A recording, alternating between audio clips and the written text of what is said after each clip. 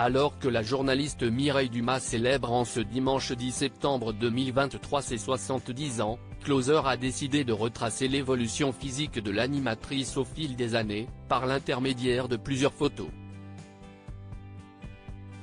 Venue au monde le 10 septembre 1953 à Chartres, Mireille Dumas fête en ce dimanche 10 septembre 2023 son 70e anniversaire.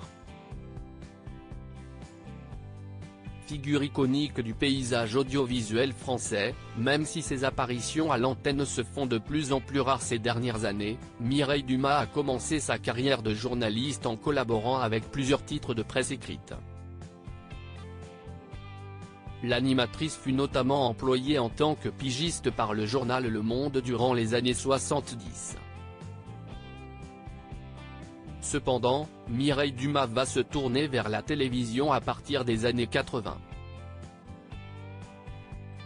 Elle commencera alors à réaliser des reportages pour TF1, France 2 et France 3. Possédant un style d'interview unique, Mireille Dumas a rapidement obtenu la reconnaissance de ses pairs en matière de télévision. La journaliste va par la suite fonder sa propre société de production en 1991. Une société qui lui permet encore aujourd'hui de réaliser de certains documentaires, mais surtout d'en produire beaucoup d'autres. Remarquée par France 2, Mireille Dumas s'est vue confier sa propre émission en 1992. Intitulé Bal et masques, ce rendez-vous programmé en seconde partie de soirée a permis à l'animatrice de recevoir nombreuses personnalités, anonymes ou connues. Produit sous forme d'entretien, cette émission invitait ses participants à parler de leur vie intime. L'animatrice les encourageait à exprimer avec franchise leurs idées et leurs sentiments.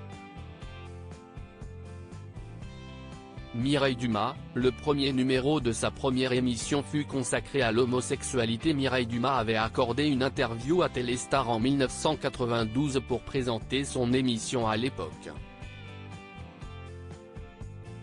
Pour rappel, le tout premier numéro de Bal et masques était consacré à l'homosexualité. La tolérance, si est le mot que je préfère. J'ai décidé de prendre des risques, de parler de sujets sociaux, des interdits de la société. Il faut mettre fin à l'hypocrisie sociale, d'où le titre du magazine. Il n'y aura ni public voyeur, ni confession spectacle. De plus, il est exclu de jeter en pâture devant les caméras un individu qui a courageusement accepté de se mettre à nu, avait souligné l'animatrice lors de cet entretien. Finalement, Bal et masques a été supprimé par la direction de France Télévisions en 1996, pour excès de polémique. Mireille Dumas effectuera quant à elle son retour du côté de France 3 en 2000, aux commandes d'une autre émission culte, Vie privée, vie publique.